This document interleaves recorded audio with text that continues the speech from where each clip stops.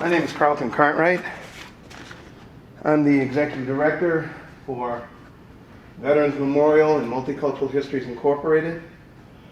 Today is Friday, June 10th, 2022. And we're here at the Marriott Hotel in downtown West Palm Beach. And sir, what is your name? My name is Paul Clark. Okay. What rank were you when you separated from the military? Lieutenant Colonel, And when is your date of birth? 12/29/1943. And what city do you reside in now?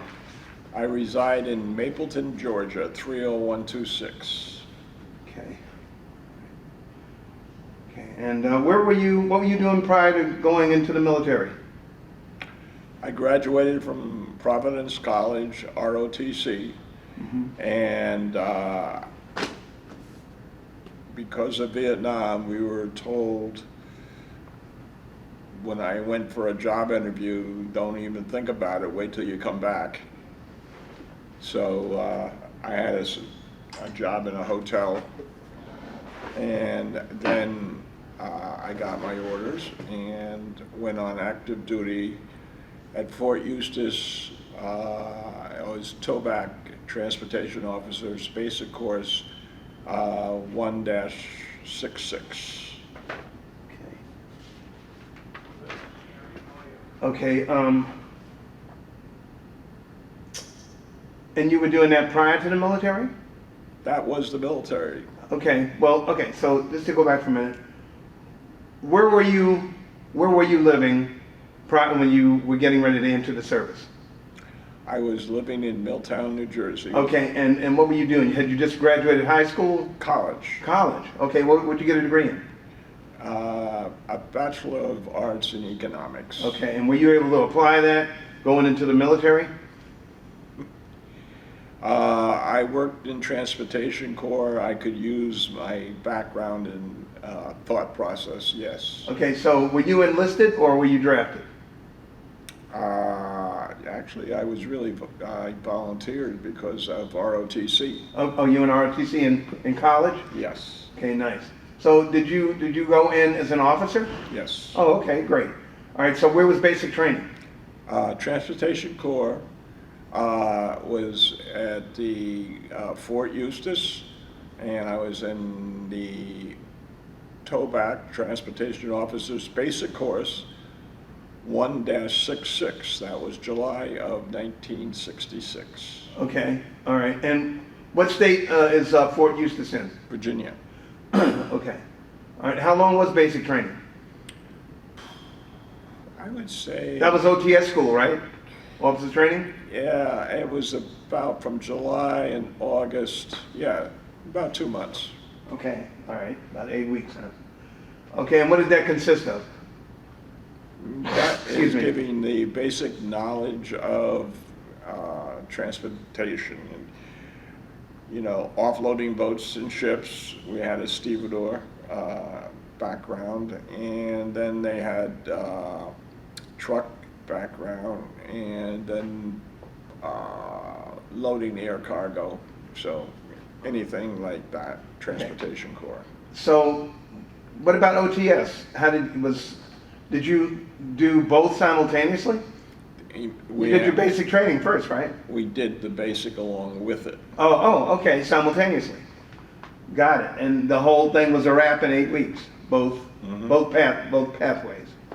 Okay, so how was the officers' training?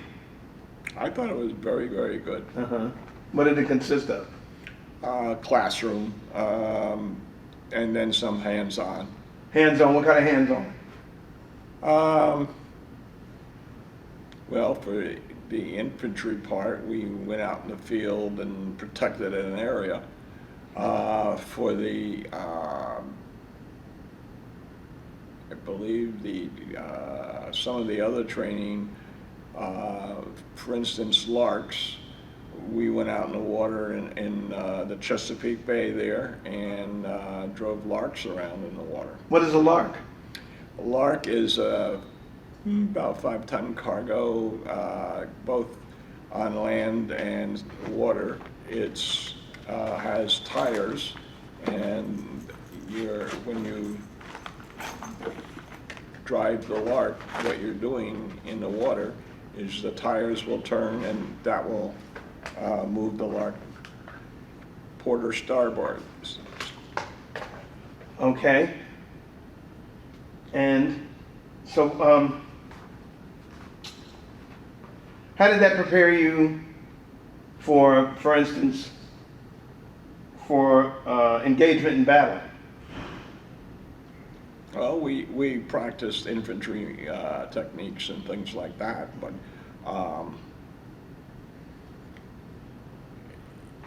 I don't think anything prepares you for battle. Right, exactly. Okay. Why did you choose Army ROTC? A friend of the family, he was the vice president of Rexall Drugs and Personnel, and he suggested to me that if I go to college, take ROTC, because that's the first type of person that they're going to hire. And so I felt that's part of my career, and I would want to have that in the background. Right. Okay. All right. That makes plenty of sense.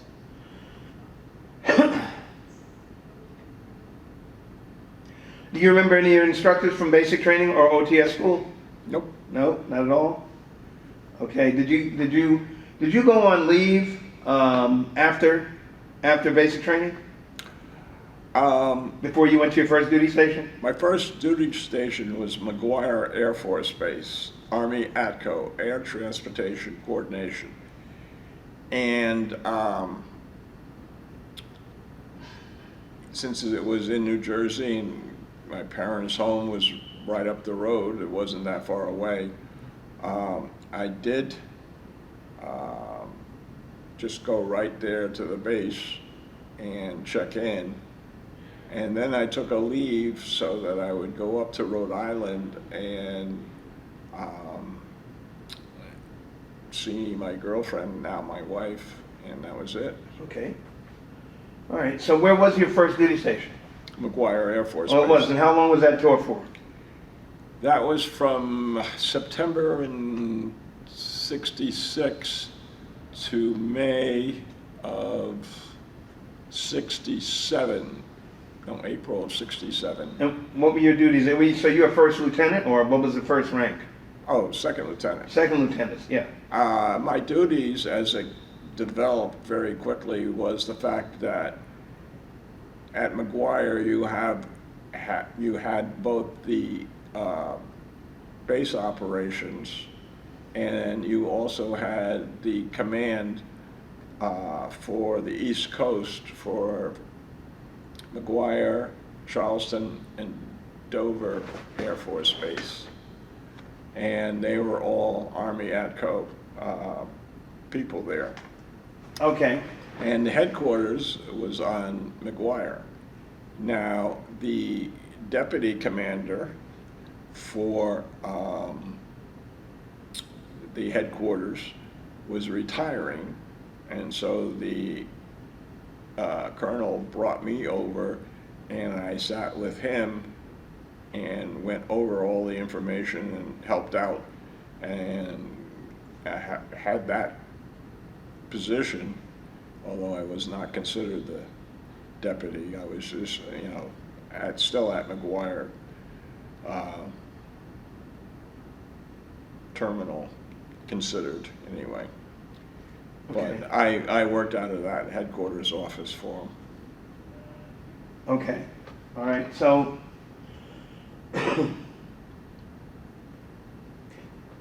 did you so when you went on R&R while you were in New Jersey for that 1 year, did you go out of state or overseas anywhere? No, I went to Rhode Island for my girlfriend, now wife. Okay.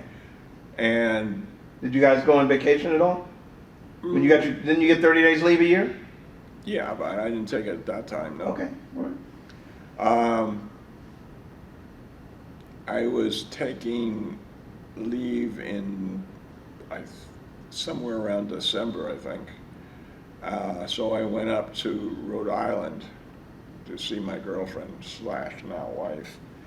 And as I left the office, I said to the secretary there, if any orders for Vietnam come through, let me know.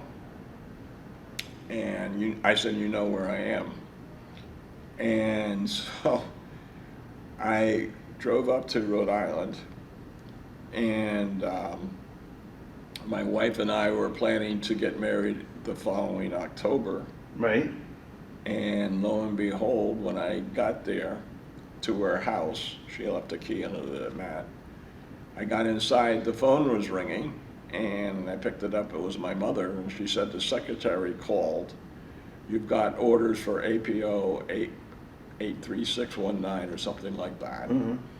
And she says, but they don't know where that is. I said, there's no question in my mind. That's Vietnam. All my friends are going over there. We have kept in contact. And so that was it. And I said, for when? And she said, April.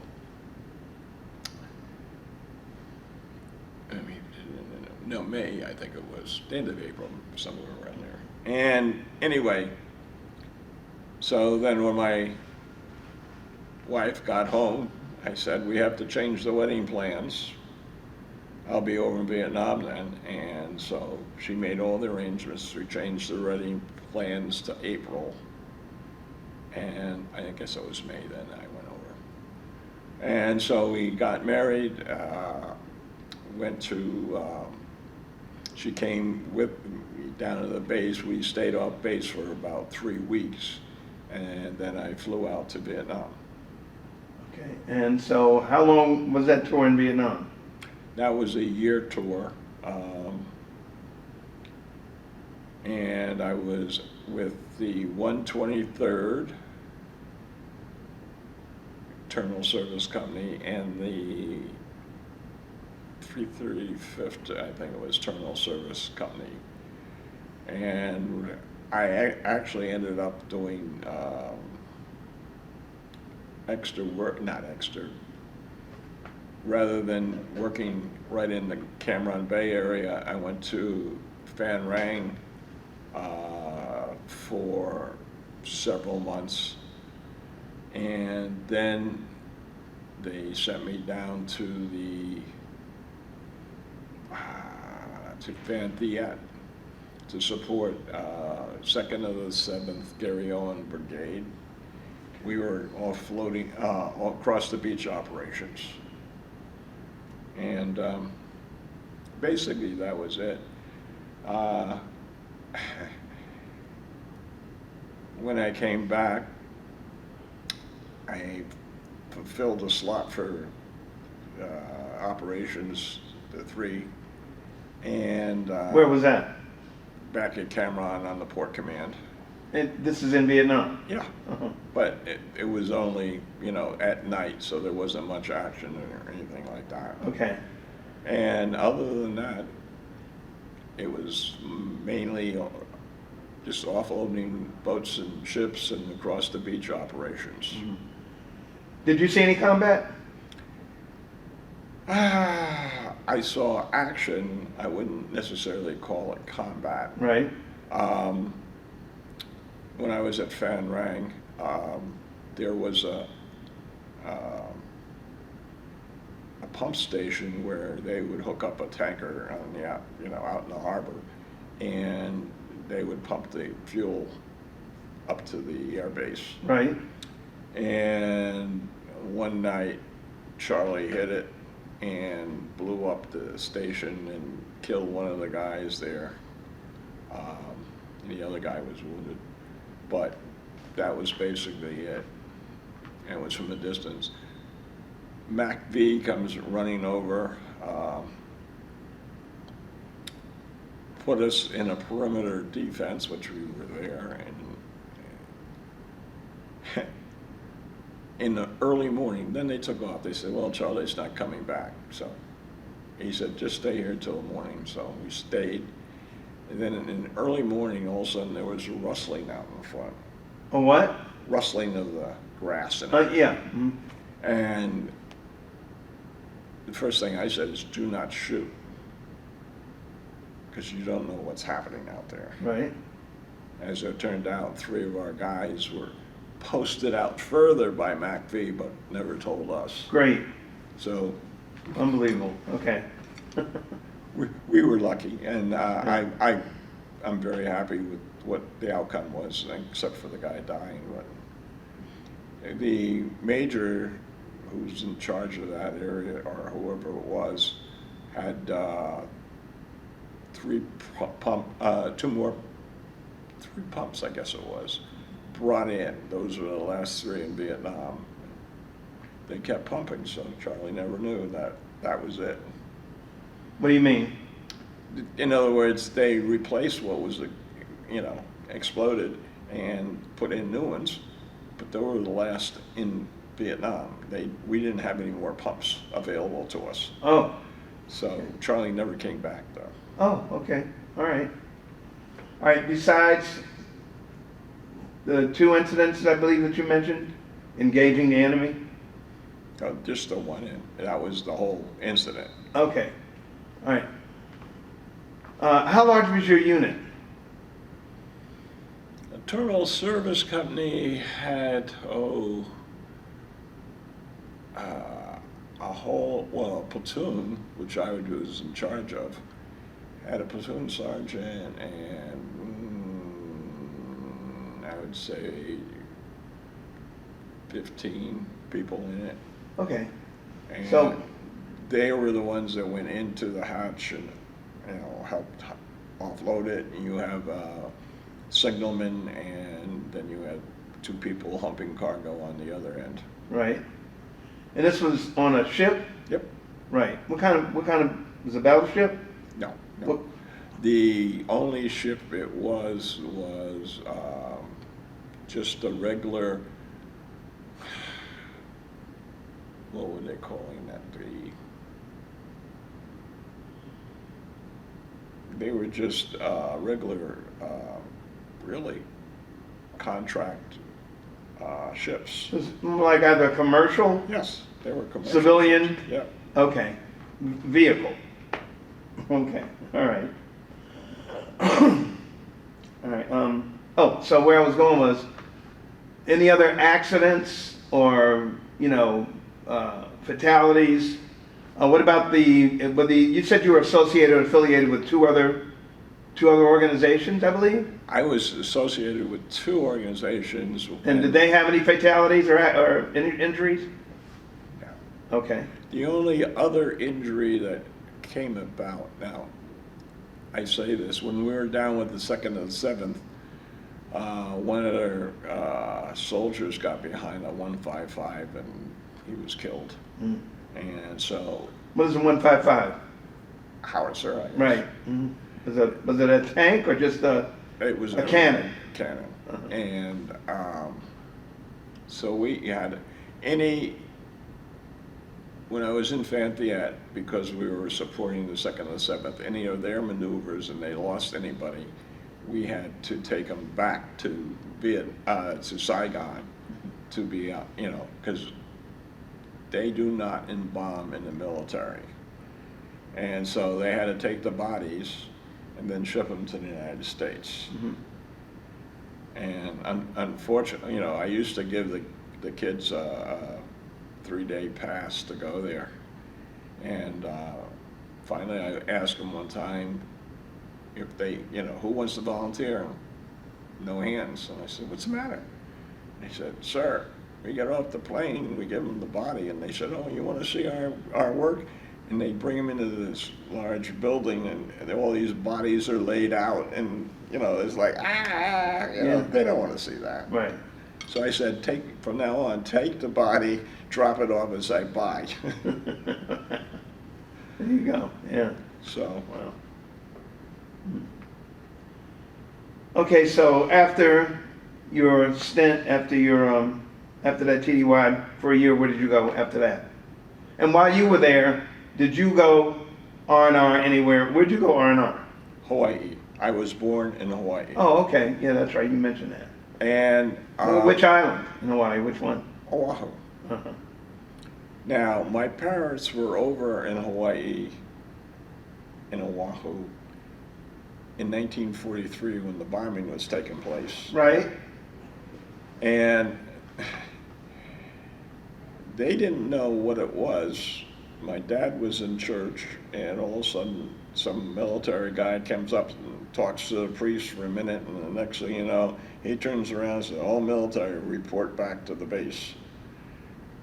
They actually thought that the military was having a maneuver out there and firing, you know, they didn't think it was anything Right. happening. Anyway, You mean the Japanese bombing Pearl Harbor? yep. Right. And so they didn't know the extent of it. There was a few shots into Oahu area, the main living area. Nobody was injured by those, fortunately, but they somehow have the feeling that it was friendly fire. The Japanese stayed away from that area, Huh. which I thought was very interesting. Mm-hmm. The only, I would say, the thing now that I've learned that hurt me the most was the fact that my mother, and this is before I was born, had another child, and he had pneumonia, and she wanted to nurse him. The military came into the hospital and says, no, you can't do that. You have to take care of the soldiers. And she lost the child. Wait a minute. What now? She wanted to nurse Her own baby. her own baby, and they said, no, you have to take care of the military. She didn't have a choice. So, anyway, So did the baby make it? Okay. and so hence my son's name is his, and What do you mean? the baby that died, his name was David, Okay. so my son is named David. David. Okay. He's buried over there. I've been over to Hawaii. We went to his grave. In fact, on R&R, I went to see his grave. Okay. And I consider him my guardian angel. Okay. He's taking good care of me. I got you. So like when that incident happened, where were you exactly when that happened to your wife? What did I miss? What happened? Well, When that that was my mother. Oh, your mother. Yes. I hadn't been born yet. Oh, so David, that was going to be your older brother. Yeah. Well, second oldest brother. Second, okay. All right. So you hadn't been born when that incident occurred. Okay. I found out about it. Where was your dad at? He was doing pineapple research. Okay. So they confiscated his car, of course. The officers have to drive around in cars over there. Uh-huh. But that was it. So they just automatically took his car when everything kicked in? Yeah. Uh-huh.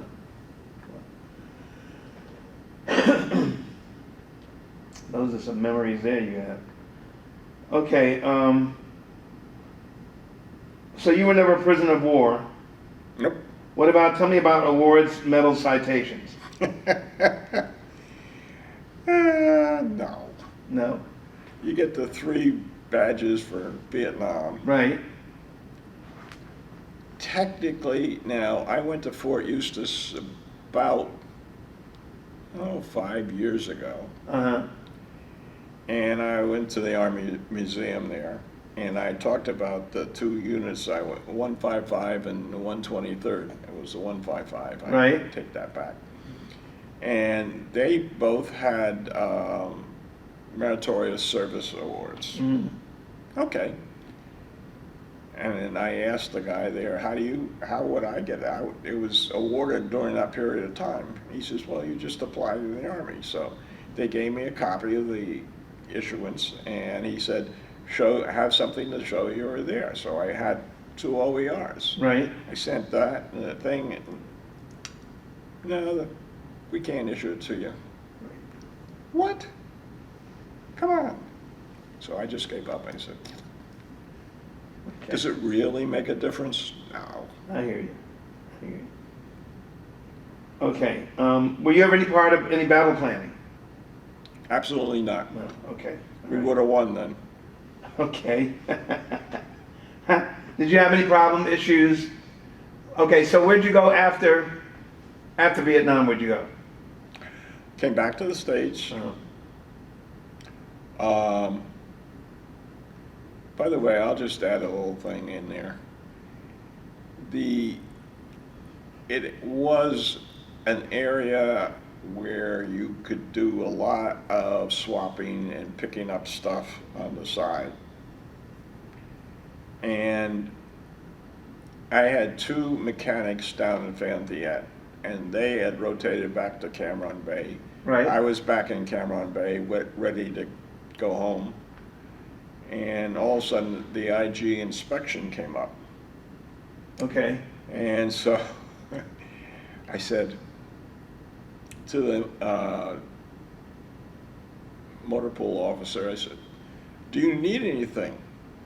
And he gave me a list of about 3 or 4 things. He says, I can't get them. I says, don't worry. Give me your Jeep and a driver and I'll get them for you. I go over to the maintenance area. I look up my 2 kids that were working for me. They came out, we sat around, we chatted and chatted. And finally they said to me, Lieutenant, do you need anything? I says, I got a list here. He said, oh, these are easy. So they go out, they get me in a bag, bring it back. And I said, adios, and took off. Next thing you know, I bring it back to the maintenance officer. Right. Dropped it on his desk. He says, how did you get those? I says, don't ask questions. But that's the way it was done over there. I got you. I got you. Supply and demand. That's right. Right. Well, one of the interesting things after that, the next day when the IG inspection was going to take place, I had to go to the airport the next day. Right. That night we were working on some of the vehicles, so I'm there working away on one of them. The battalion commander comes up and says, what are you doing? You're leaving tomorrow. I says, yeah, but I'm still being paid for today. Okay. Right. Okay. You know, yeah, that was the way I was. I hear you. So what was your next duty station? Actually, out. I landed in Fort Lewis, Washington, and processed out. Of course, that was a revelation in itself. They had a taxi taking me around from different spots, post to post to post, you know, for dental, you know, Right. physical stuff. And it was a taxi, so I said to the taxi driver, boy, you must have a lot of taxis on base here if you're doing all this. How many taxis do you have? He goes, I'm sorry, sir, that's a military secret. Okay. So anyway, that was it. Right.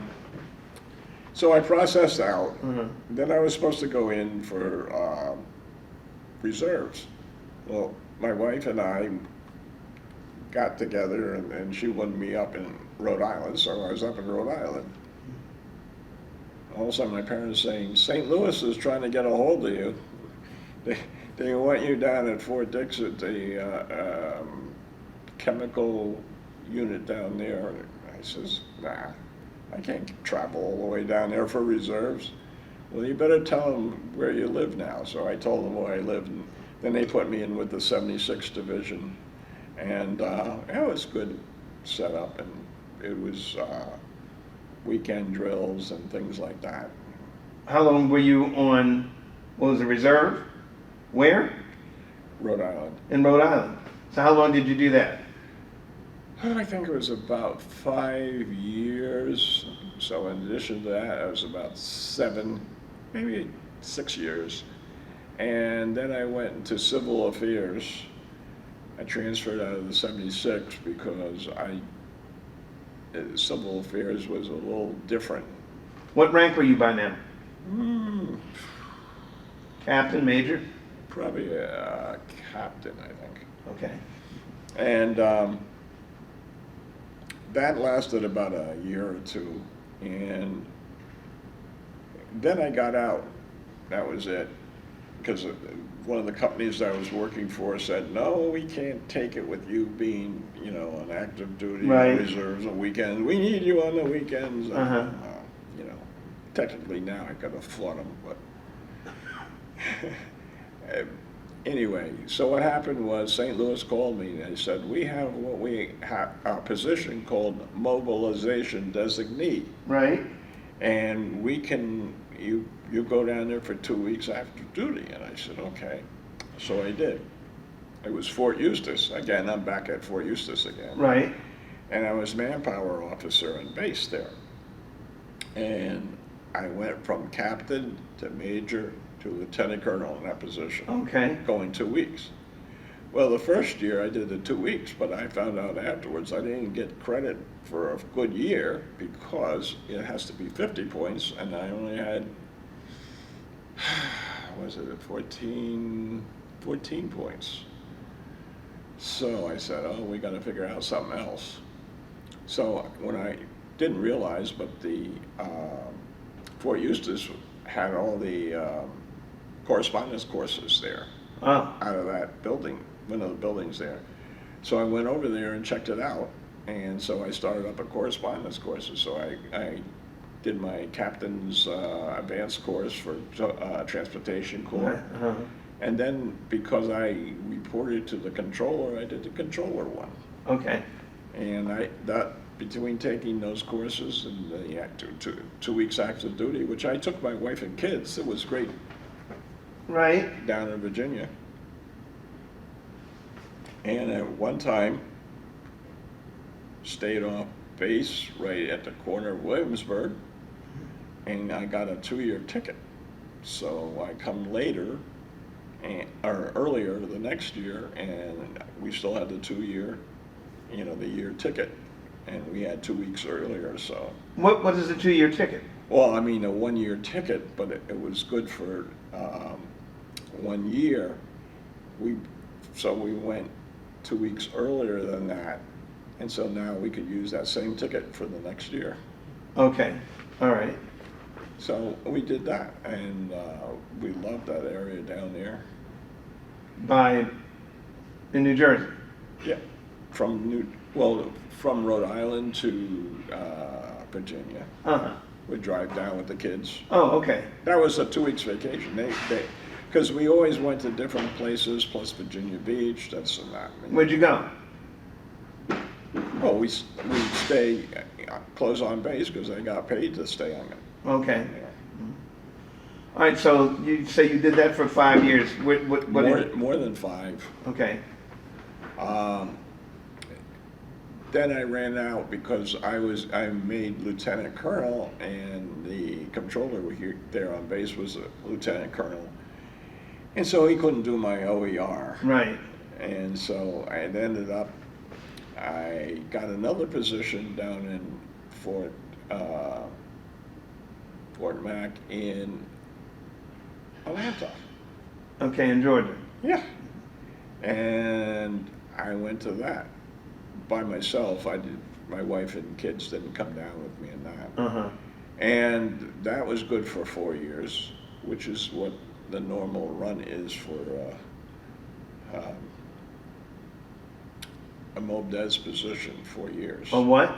A mobilization designee usually is a 4-year position. I made it easier in Fort Eustis because since I was a captain, I changed the slot that I was in to a major, but I couldn't make it to a lieutenant colonel, so I had to get out. Okay. But that was basically it. Okay. And then you retired from the military? No, I still had good years, and I couldn't find anything through St. Louis, so I was taking the CGNS at that time. What is that? Command Staff and General School. Okay. And the guy that was running it, and this is in Rhode Island, he told me, he says, hey, Paul, I have a points no pay unit. I says, okay, that sounds good to me. So What does that mean, points, no pay? that's just exactly it. You get points for attending, but you don't get any pay for it. Okay. And you wanted to make up points, right? I was right on the border there at the time, so, Okay. you know, you want to do it. And our job was to do science fairs. So I did several science fairs for them. And they also did a Santa Claus thing for children that really are not all there. This one prior officer in there asked that would happen, you know, I have a Christmas party, so they've been continuing on ever since. So were these your children with disabilities? Yeah, major disabilities. Okay. And Physically and mentally? yes, and so I was the Santa Claus, and everybody was happy. It was mainly to bring the families together so that they could see that, you know, there's other people that have these same problems Right. as they do, and it helped a lot for the families. I think the families were really excited that we did that thing Yes. for them. Therapeutic, Yeah. yeah, to say the least. And I found the science fairs just outstanding because you see how the kids are thinking and what kind of activities that they want to develop. And interesting enough, there was one psychiatrist and his wife used to give out a prize at the science fair. Right? And their daughter went along with them. You know, at one science fair after that, you know, I looked around and I saw this one project that I thought was just outstanding, you know. Okay. And well developed, well done. Anyway, turns out, guess what? She won. Oh, there you go. And then the following year, she came up to me at the science fair, and she couldn't thank me enough. Right? She says, "You didn't know it was me?" I says, "No." I said, "I thought it was an excellent project," and that was the first thing she's ever got rewarded on for her own merits. Right. So, you know, you feel good after things like that. That's right. That's right. And that was my military career. Oh, St. Louis called me up one time. After No, you before. separated? No, before. Oh. I was still in the points no pay. Uh, And they said, "We got to get you out of here. You're 50 years old." I said, "Not yet." He says, "What do you mean?" I said, "If you look, 19 years. And he goes, "Oh, you're right. We'll get you in the next go around." That was 3 years later. Okay. So what happened 3 years later? They kicked me out. They Go. They kicked you out. Yeah, well, I had my full time in anyway. They retired you, yeah. Yeah. After how many total years? I don't remember now. You don't remember? No. 21, 25, 30?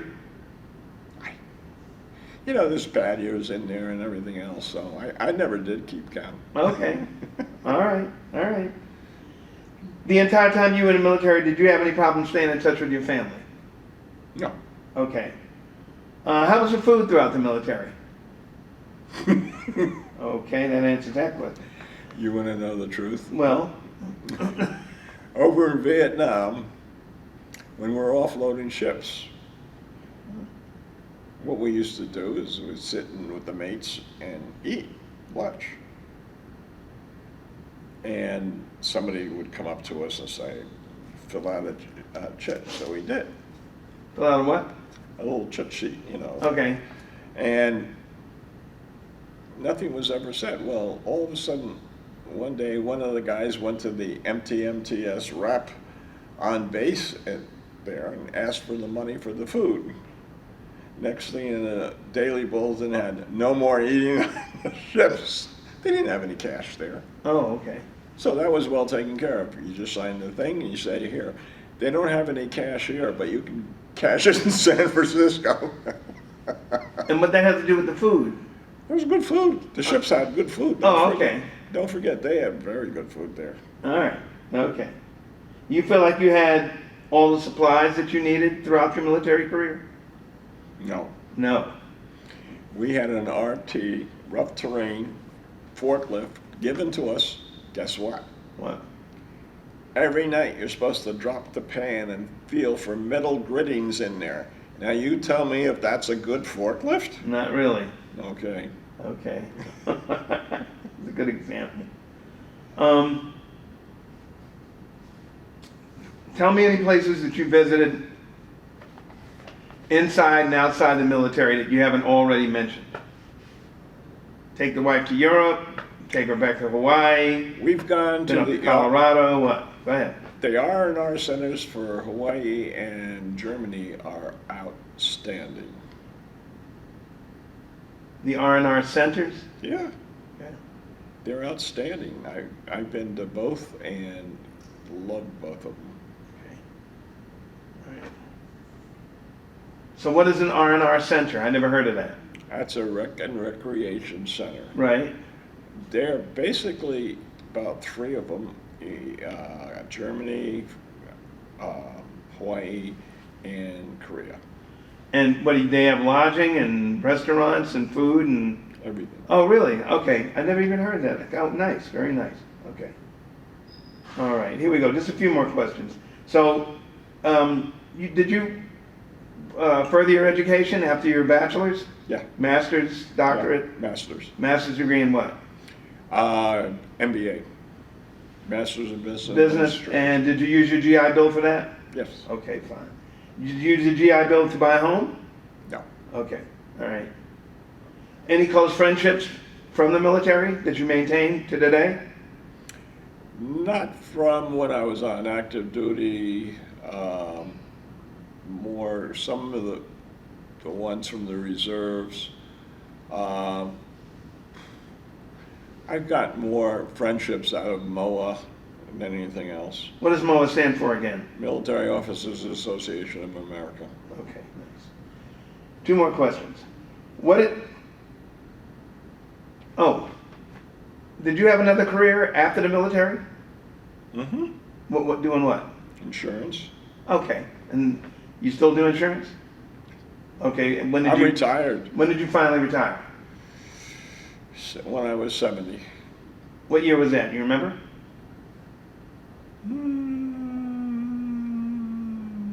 2013. Okay, there you go. That's fine. Did your military experience influence your thinking about war or about the military in general? Yeah. How so? Clayton Powell was in Vietnam around the same time I was. And I have found his statements have influenced me a lot. I just believe that he was the type of leadership military needs. He wanted no politicians or politics involved when he was given command over the Middle East.